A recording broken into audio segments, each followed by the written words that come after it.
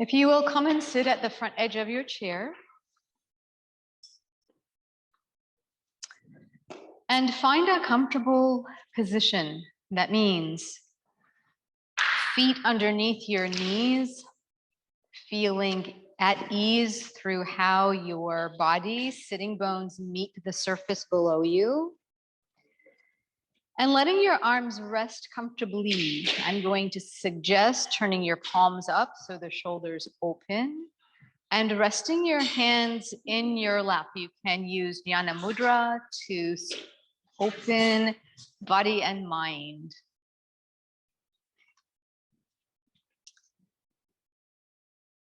Sometimes where we think we are headed isn't where we end up. As you move between the details of your day, may you also carry around the big picture. May we be willing to step back. May we be honest about what we see. May we have the courage and the humility to admit when things need to change. May we have the patience and faith if they need to stay the same. May we be open to finding a gift in May we be open to finding a gift in an unwelcome situation, hearing wisdom in the simplest of places, receiving grace in an unexpected place. Sometimes the road we start out on isn't the road we end up on.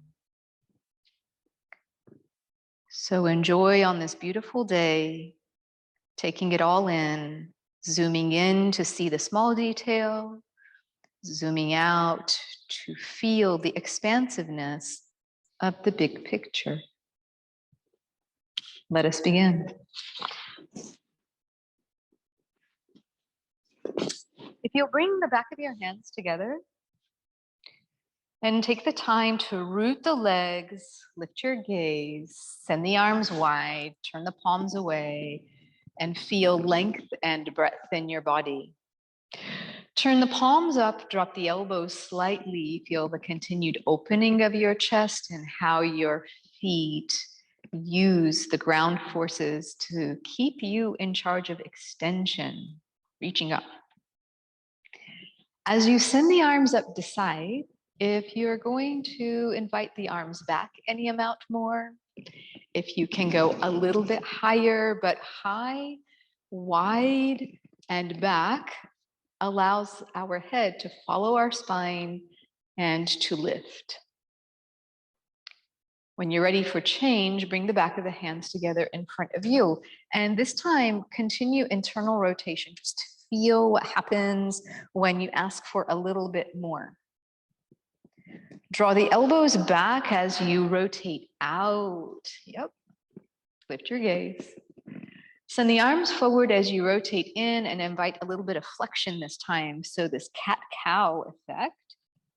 Inhaling to open. Exhaling to round. Strong abdominals. Deep exhale. One more time. Inhaling to open. This time, if you will, put your hands at your knees and use that leverage. Pull a little bit and draw yourself to cat. And pull forward and pull yourself into cow. Exactly. So what you can do, Rose, is put your hands at the chairs and you'll be the example. When you pull back, let's all together do this. You can join us to round and look down, right? And then if you use your hands at the back of the chair and push forward, then you can open up the front body, right? And you're doing exactly the same set of actions. There's always the way. Our feet are a little bit wider now, and we're going to take the left leg, and I'm not going to mirror you. I'm going to take my left leg, and I'm going to take it long. And what I want to do is make my feet wide. And so I'm going to turn in the direction of the bent knee. I'm going to turn toward the bent knee, and I'm going to use the chair behind me in some fashion. So this hand catching the knee can turn, and the other arm catching the back of the chair or the seat of the chair can navigate some aspect of pull using the back of the chair. So some of you will hook your elbow, and some of you will find that just catching the leg of the chair or the back corner is the way. But regardless of what you choose, I want you to focus on the long leg. I want you to think that you're going to ask this long leg to act like it wants to lift. So all of a sudden, there's this deep core work. Everybody get that? And we need that to keep those muscles strong, even though they are in a closed or a contracted passive position when we are typically sitting. This adds to the value of the strengthening twist. When you're ready for change, the front hand turns palm away from you. It slides to the outer knee, and we're going to slide forward in that direction as if we're trying to get as far as we can to the outside of the knee. And that is either using the seat of the chair or using the back of the chair is the pulling hand now. And we're going to pull with that hand and try to lengthen the spine. It is up to you to decide to turn your head and look a little bit further behind you and around.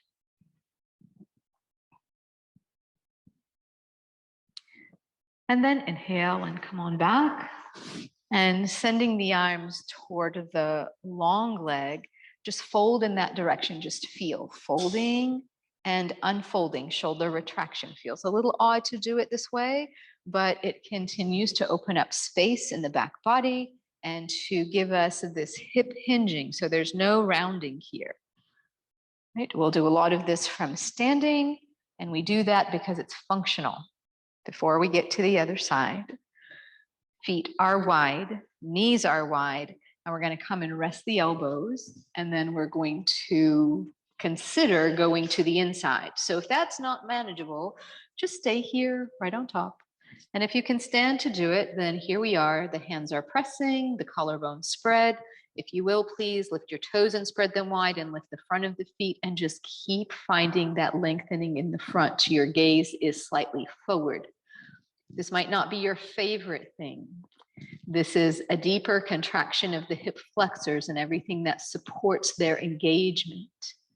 And we're going to go the opposite way as soon as we stand. Inhale, come on up. When you're ready, lift the arms, turn the palms back. Think about where we were in our warm-up. Bend the elbows and invite any amount more. Great.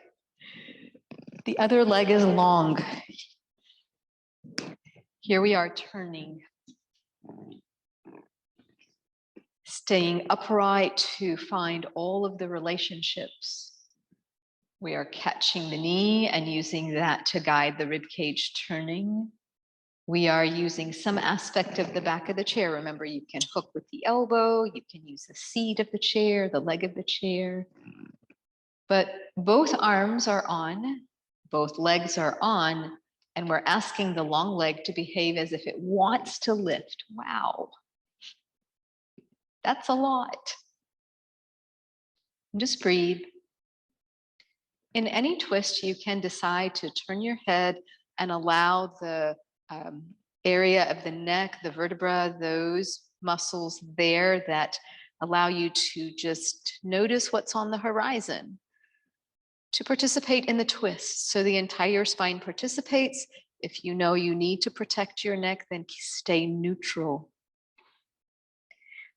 As you inhale and come slightly out of this position, slide your hands together to the outer knee and slide down. That might help you just a little bit to navigate and to resist. And I want to offer that option to anyone who feels that that is better for their shoulder. But what we did on the other side was to continue to use that outside arm as the back hand, either catching the back of the chair or catching the seat of the chair. It's just nice to have options. As soon as you put all of that into play, lengthen the spine, keep that sense of lift. Notice how all four limbs have their job. and it keeps us present, mind on the body.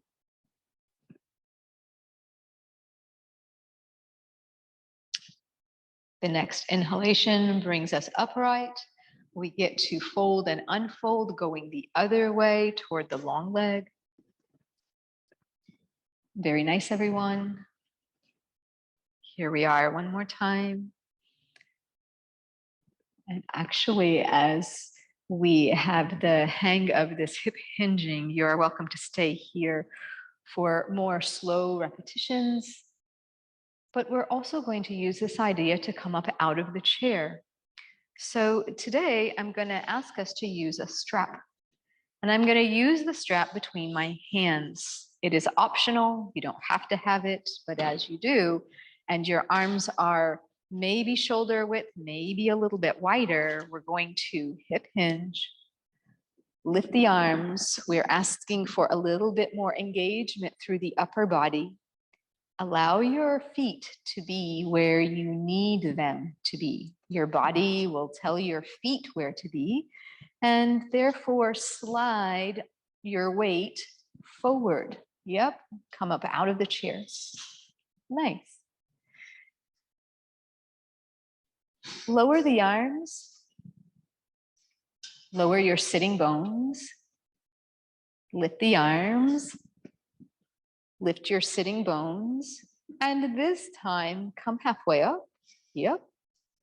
And then come all of the way up. Allow your arms to do whatever you can comfortably as you return the arms to in front of you. And I'm going to adjust the screen. I'm asking you to step your feet underneath you. Turn the palms up. Keep your hands more at the shoulder width. And just slide the elbows beside the rib cage, arriving at this chest opening. This is the recovery for what your shoulders just had to do. I think your body tells it to you. This feels good. Right? While your palms are this way, while the chair is behind you and you can sit if you would rather, I'm asking you to send the arms forward and to go back to that lift. The palms face back, and you are welcome to open the arms any amount. This time, we're going to go a little bit wider. The elbows will stay beside you, and the hands will slide a little bit wider. And what's rather interesting, all of a sudden, I have this 45-degree angle that opens up across the chest with a slightly different sensation. Right? We can tell something else is participating in that release. Can we keep moving the heart forward and up? Can we keep rooting the inner heels to the floor, those two opposing actions? We're going to continue to use the strap, and we'll find our way now to the back of the chair.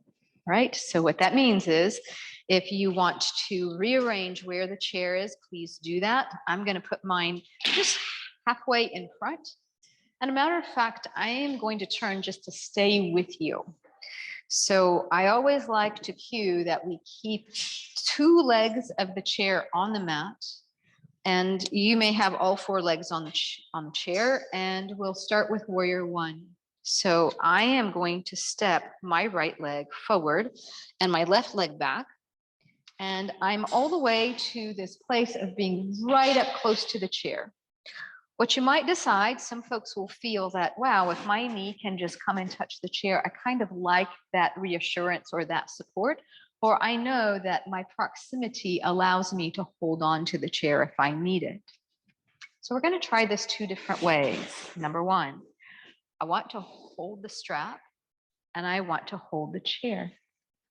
So I'm working from that leverage point. It minimizes the twist and it maximizes the stability.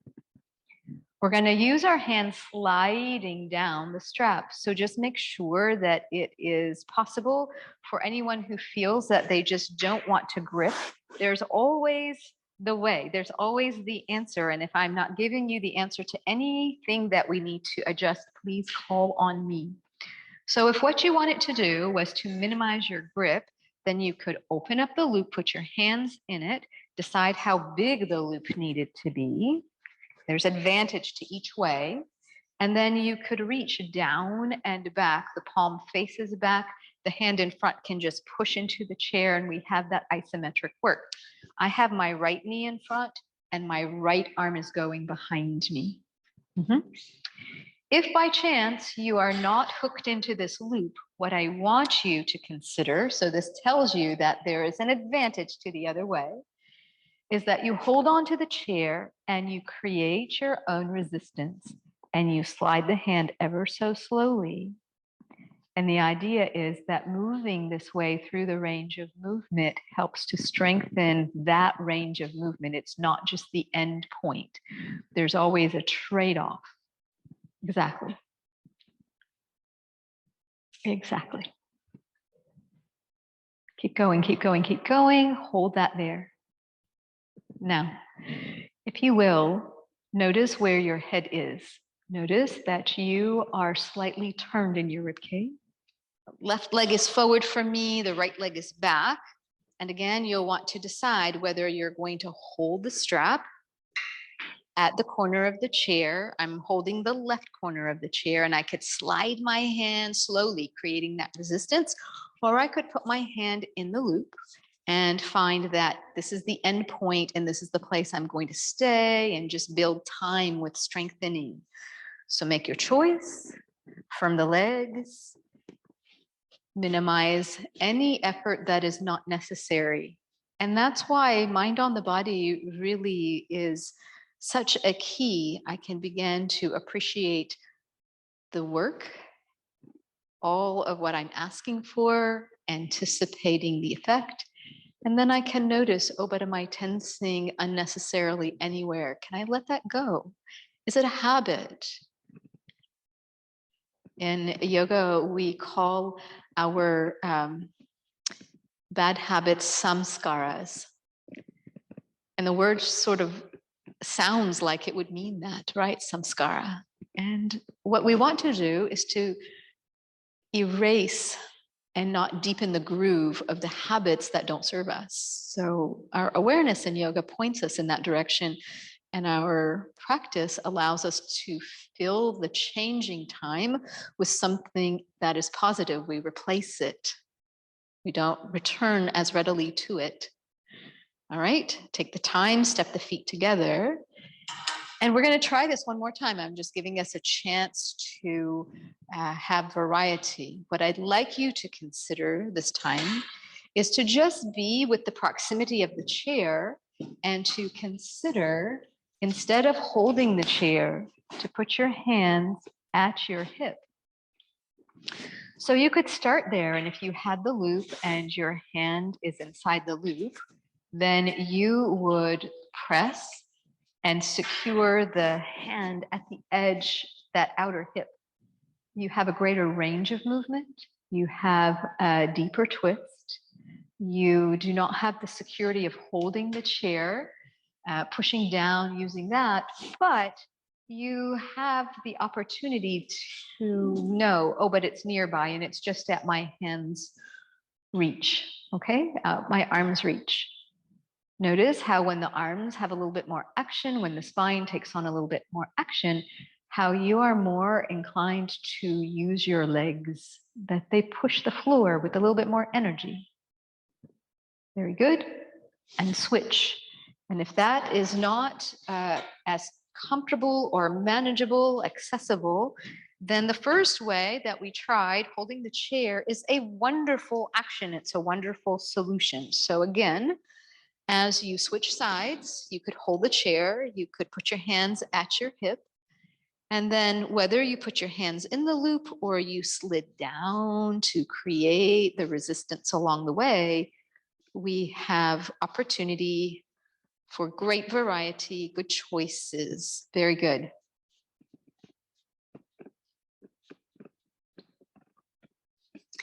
Turning your head, if you want it more, this is already a great twist. Very nice. And release. Step the feet together, keep your chair as it is, and putting the strap down, I'm putting mine in the seat of the chair, and I'm going to simply turn and use the chair behind me, catching it from behind.